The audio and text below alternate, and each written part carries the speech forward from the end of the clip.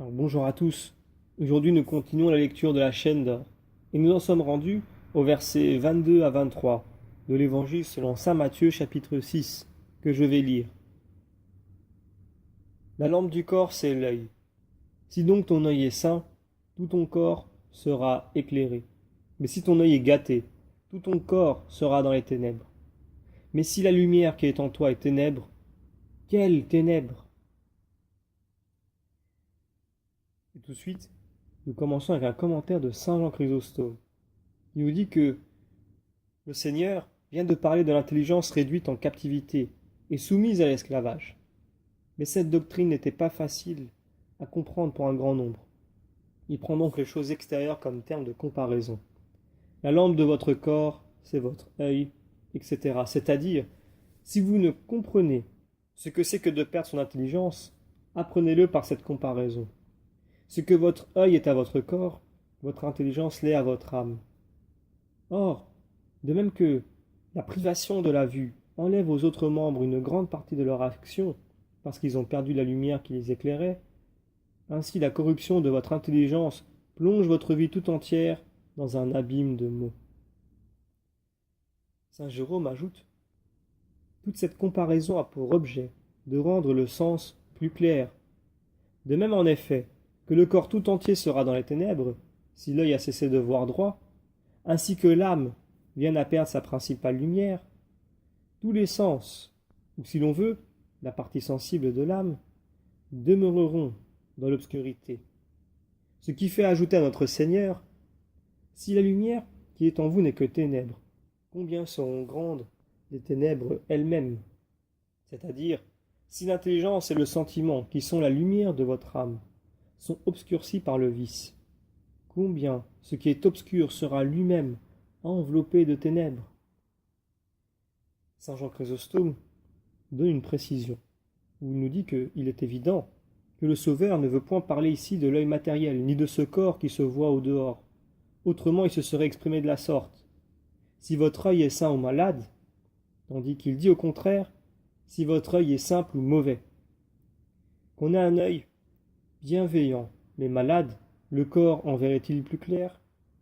Qu'on ait au contraire un œil mauvais mais sain, le corps en sera-t-il pour cela dans les ténèbres? Et saint Jérôme de préciser: ceux dont les yeux sont malades voient des lumières multiples. L'œil simple et pur, au contraire, voit tous les objets dans leur pureté et leur simplicité. Et saint Jean Chrysostome de compléter: ou bien il s'agit ici exclusivement de l'œil intérieur. Cette lampe, c'est l'intelligence à l'aide de laquelle notre âme voit Dieu. Donc celui dont le cœur est en Dieu a un œil lumineux, c'est-à-dire que son âme est pure et n'est point ternie par les désirs de la terre. Les ténèbres qui sont en nous, ce sont les sens de la chair qui se portent toujours vers les œuvres de ténèbres. Celui dont l'œil est pur, c'est-à-dire dont l'âme est toute spirituelle, conserve son corps lumineux, c'est-à-dire sans péché. Car bien que la chair désire le mal, il réprime ses désirs par la force que lui donne la crainte de Dieu. Celui au contraire qui a l'œil mauvais, c'est-à-dire dont l'âme est obscurcie par la malice ou troublée par la concupiscence, a nécessairement son corps dans les ténèbres. Il ne sait pas résister à la chair lorsqu'elle convoite le mal, car il ne nourrit pas dans son cœur cette espérance des cieux qui nous revêt d'une force invincible pour résister à nos passions. Et saint Hilaire, à son tour, nous donne encore une autre interprétation, avant de prendre celle de saint Augustin, où il nous dit: ou bien le Sauveur a emprunté à la lumière que l'œil répand sur le corps l'expression de la lumière de l'âme. Si cette lumière spirituelle reste pure et brillante, elle communiquera à notre corps la clarté de la lumière éternelle, et au jour de la résurrection, elle répandra sur la corruption du tombeau la splendeur de son origine. Si au contraire, elle se laisse obscurcir par les péchés et qu'elle devienne mauvaise par la dépravation de la volonté, notre corps lui-même subira la peine de ses vices. Et saint Augustin de nous dire: ou bien encore, cet œil, c'est notre intention. Si elle est pure et droite, toutes les œuvres qu'elle dirige seront bonnes. En effet, l'apôtre appelle certaines œuvres nos membres, dans ce passage: mortifiez les membres de l'homme terrestre qui est en vous, la fornication, l'impureté, etc. Colossiens chapitre 3, verset 5. Ce qu'il faut considérer dans la vie d'un homme, ce ne sont donc pas ses actions, mais ses intentions. Car c'est l'intention qui est la lumière de notre âme, puisque nous pouvons savoir clairement si nous agissons avec une bonne intention et que tout ce qui est évident est lumière. Quant aux actions qui sont une conséquence de nos rapports avec les autres hommes, leur résultat est pour nous incertain, et c'est pour cela que notre Seigneur les appelle ténèbres. Par exemple, lorsque je donne de l'argent à un pauvre, puis-je savoir l'usage qu'il en va en faire? Si donc votre intention qui vous est connue vient à être ternie par des désirs terrestres, à plus forte raison cette action dont vous ignorez le résultat. Je veux que ce que vous avez fait avec une mauvaise intention soit utile à un autre. Vous serez jugé sur le motif qui vous a fait agir et non sur le résultat de votre action. Si au contraire, nos actions sont faites dans une intention simple, c'est-à-dire par un motif de charité, alors elles sont pures et agréables à Dieu.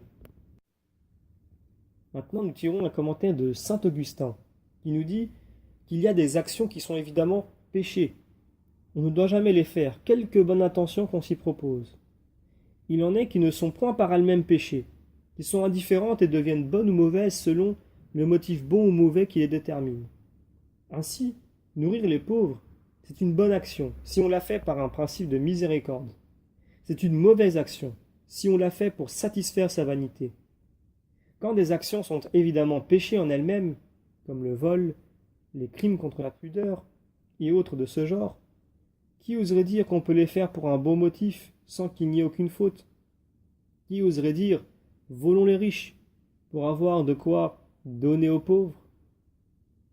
Et saint Grégoire de nous dire, ou bien encore, si la lumière qui est en vous n'est que ténèbres, etc., c'est-à-dire si une intention droite et bonne au commencement de notre action vient à l'obscurcir en devenant elle-même mauvaise, combien seront ténébreuses les actions dont nous ne pouvons nous dissimuler le mal lorsque nous les faisons? Et nous terminons avec un commentaire de saint Rémi, qui nous dit « Ou bien, c'est la foi qui est ici comparée à une lampe, car c'est elle qui éclaire les pas de l'homme intérieur, c'est-à-dire ses actions, pour les préserver de tout danger selon cette parole du psalmiste, en psaume chapitre 118. Votre parole, Seigneur, est la lumière de mon âme. Si donc notre foi est pure et simple, tout notre corps sera lumineux. Si elle est obscure, elle sera tout entière dans les ténèbres. Ou bien enfin, par la lumière, il faut entendre celui qui est chargé de diriger les fidèles.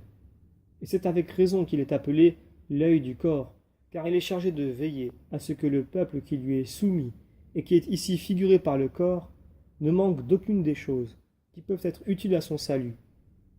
Si donc celui qui gouverne l'Église vient à s'égarer, combien plus le peuple qui est sous sa conduite sera exposé à une perte certaine. Et donc, nous terminons ici la lecture des commentaires compilés par saint Thomas d'Aquin sur les versets 22 à 23 de l'Évangile selon saint Matthieu chapitre 6.